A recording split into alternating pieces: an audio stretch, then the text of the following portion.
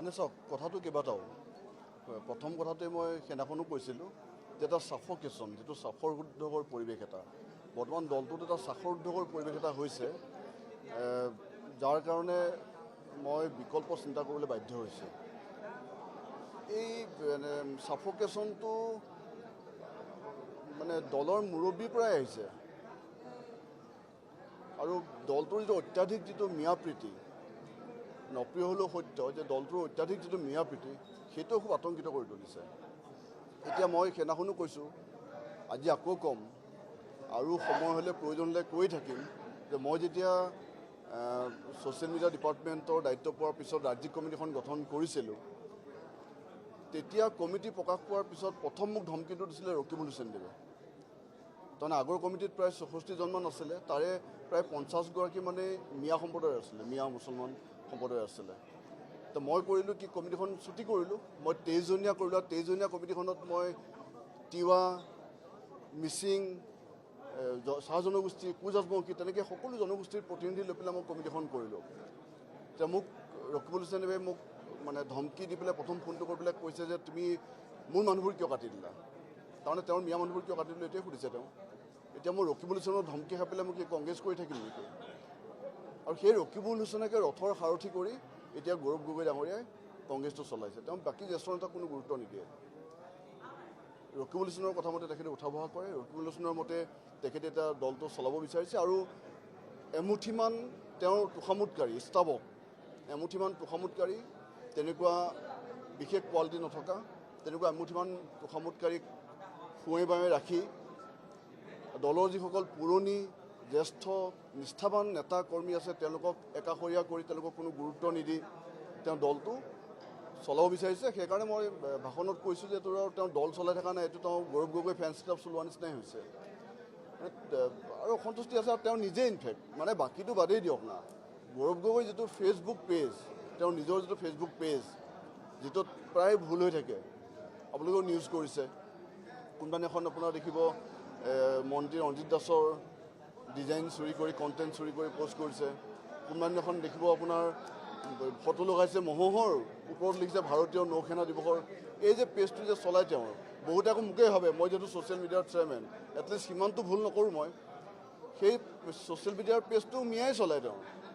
সুধিব তেওঁক হয়নে নহয়। গতিকে এনেধৰণৰ আৰু বহুত কথা আছে। মই সেইদিনাখনো কৈছোঁ মানে মিয়াক গালি পাৰি মুখ্যমন্ত্ৰীয়ে দিয়া বক্তব্য এতিয়া পেকেজত যেতিয়া মই চলালোঁ তেতিয়া মই ধমকি মানে তেওঁ প্ৰশ্ন কৰিছে হু এপ্ৰুভ দিছ, মানে মিয়াক বেয়াকৈ কৈ দিয়া ভিডিঅ' সেয়া মানে আমি দিব নোৱাৰোঁ, মানে কোনে এতিয়া এপ্ৰুভ কৰিলে, মানে ইমান তেওঁ মিয়া প্ৰীতি। গতিকে এইটো দল নহ'ব। মানে মই এটা আশা কৰিছিলোঁ কিন্তু দেখিলোঁ যে মানে কংগ্ৰেছ নহ'ব। তাৰমানে তেওঁৰ যিটো আৰু তেওঁৰ ব্যৱহাৰ পাতিটো খুব বেয়া। তেওঁতো সকলোকে ধমকিৰ ঘৰতে কথা ক'ব বিচাৰেতো,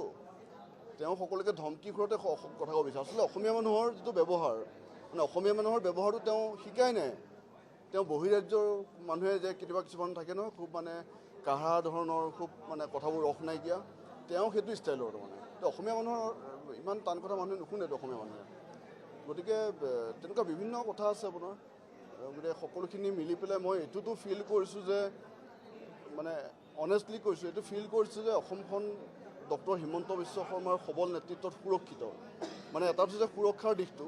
আৰু এটা হৈছে উন্নয়নৰ দিশটো। এই দুইটা ক্ষেত্ৰতে খুব সফলভাৱে হিমন্ত বিশ্ব শৰ্মা ডাঙৰীয়াই নেতৃত্ব দিছে আৰু ঠিক তেনেকৈ দলৰ পৰ্যায়ত দিলীপ শইকীয়া ডাঙৰীয়াই খুব সবলভাৱে খুব সঠিক দিশত দলটো আগুৱাই নিছে, সেইকাৰণে সফলো হৈছে। গতিকে মই এইটো কনভিন্স হৈছোঁ যে অসমৰ মানে সুৰক্ষা মানে বিজেপিৰ হাতত সুৰক্ষিত, মানে এইটো নিশ্চিত, মানে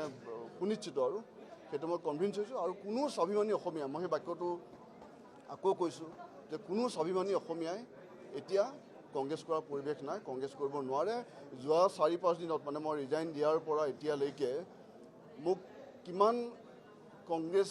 নেতাকৰ্মী, ভাল ভাল নেতাকৰ্মীয়ে মোক ফোন কৰিছে, মই বাৰু নামবোৰ নকওঁ, মানে তেওঁলোকে মোক কৈছে যে তুমি আমাৰ মনৰ কথাখিনি ক'লা,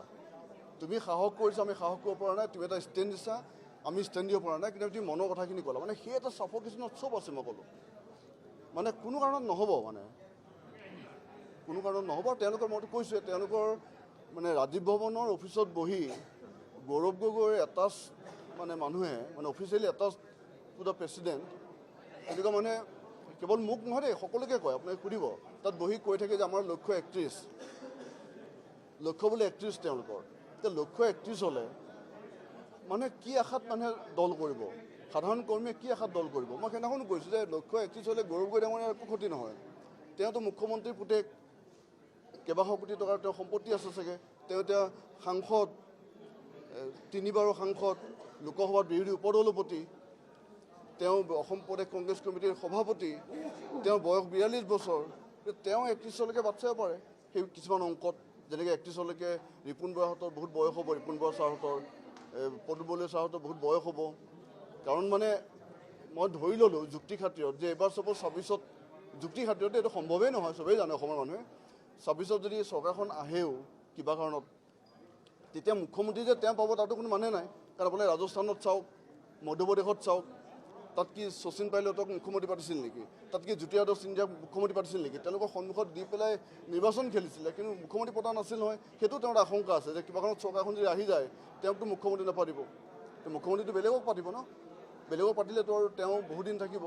গতিকে এইবাৰ নাহিলে তেওঁৰ কাৰণে ভাল তেনেকুৱা অংকত যিখিনি নিষ্ঠাৱান কৰ্মী আছে যিখিনি আমাৰ দৰে সাধাৰণ ঘৰৰ পৰা আহি পেলাই যিয়ে ৰাজনীতি কৰিছে বা একাংশ মানুহে যিয়ে ভাবিছে যে কংগ্ৰেছে উদ্ধাৰ কৰিব সেই মানুহবোৰৰ প্ৰতিও এটা অন্যায় হৈ আছে তোমালোকে পলিটিক্স কৰিছা তোমালোকে যুদ্ধৰ আগতে অস্ত্ৰ সম্বৰণ কৰিবা আৰু তাৰপিছত যদি কোনোবাই দলেৰে তোমালোকে তাত মানে ধমকি দি পেলাই তোমালোকে কৰ্পৰেট হাউচৰ নিচিনা তোমালোকে দল চলাবা ফেন্স ক্লাব চলাবা তাৰপিছত কোনোবা যদি তাৰপৰা দল এৰে অতিষ্ঠ হৈ পেলাই বেলেগৰ প্ৰতি আকৰ্ষিত হৈ তোমালোকে কৰি দেখুওৱা তেনেকুৱা হিমন্ত বিশ্ব শৰ্মাই যিটো কষ্ট কৰে সেইটোতো দিনৰ পোহৰতে জল পট মইতো আজি মিটিঙতো কৈছিলোঁ আজি ৰাতিপুৱা যেতিয়া মই শুৱাৰ পৰা উঠি পেলাই আৰামত শুৱাৰ পৰা উঠি পেলাই মোবাইলটো লৈ পেলাই চাইছোঁ দেখিছোঁ হিমন্ত বিশ্ব শৰ্মাই তেখেতে বৰবাৰীত শ্বহীদ স্মৃতি সৌধত তেওঁ ফেচবুক লাইভ দি আছে বৰাগাঁৱত তেওঁ ফেচবুক লাইভ দি আছে মানে সেইটো মানিব লাগিব আপোনাৰ যে তেওঁ কিমান কষ্ট কৰে তাৰপিছত দিনটো আপুনি দেখিব আজি এতিয়া অলপ পিছত দেখিব তাত দিনটো তেওঁ দিন ৰাত একাকাৰ কৰি তেওঁ কাম কৰি আছে মইতো তেওঁৰ প্ৰতি আকৰ্ষিত হ'ম নহয় কাৰ প্ৰতি আকৰ্ষিত হ'ম এজন মানুহ যি ক্লাছ 5ত পঢ়ি থাকোঁতে অসম আন্দোলনত ভাগ লৈ এটা সুদীৰ্ঘ পৰিক্ৰমা বিভিন্ন ঘাট প্ৰতিঘাটৰ মাজেৰে আহি আজি অসমৰ মুখ্যমন্ত্ৰী হৈছে তেওঁতো দেউতাক মুখ্যমন্ত্ৰী নাছিল তেওঁতো নিজৰ ভৰিৰ ওপৰত নিজে থিয় দিছে তেওঁ মই আদৰ্শ হিচাপে ল'ম নে গৌৰৱ গগৈক আদৰ্শ হিচাপে ল'ম গৌৰৱ গগৈতো দেউতাক মুখ্যমন্ত্ৰী থাকোঁতে জিকা চিটৰপৰা খেলি পেলাই MP হোৱা মানুহ গতিকে মোৰ কথাবোৰ স্পষ্ট আপোনালোকে সুধিব পাৰে যে তেনে ইমান দিন কিয় থাকিলা সেইটো হৈছে সেইটোৱে মানে যে কংগ্ৰেছ দলটোৰ লগত জড়িত হৈছোঁ গতিকে ইমান দিন যে বেয়া দিনতেতো থাকিলোঁ আল্টিমেটলি মই যিমান দিন থাকিলোঁ আজি সুদীৰ্ঘ বছৰ আপোনালোকেও দেখিছে মইতো বেয়া দিনতে থাকিলোঁ তাৰপিছত মই আহিছোঁ মানে মই আৱেগত অহা নাই মই নিজৰ কনভিন্স হৈছোঁ মই পতিয়ন গৈছোঁ তাৰপিছত মই আহিছোঁ আৱেগত আহিলে মই আগতে আহি পাৰিলোহেঁতেন এইখিনিয়ে মোৰ ক'বলগীয়া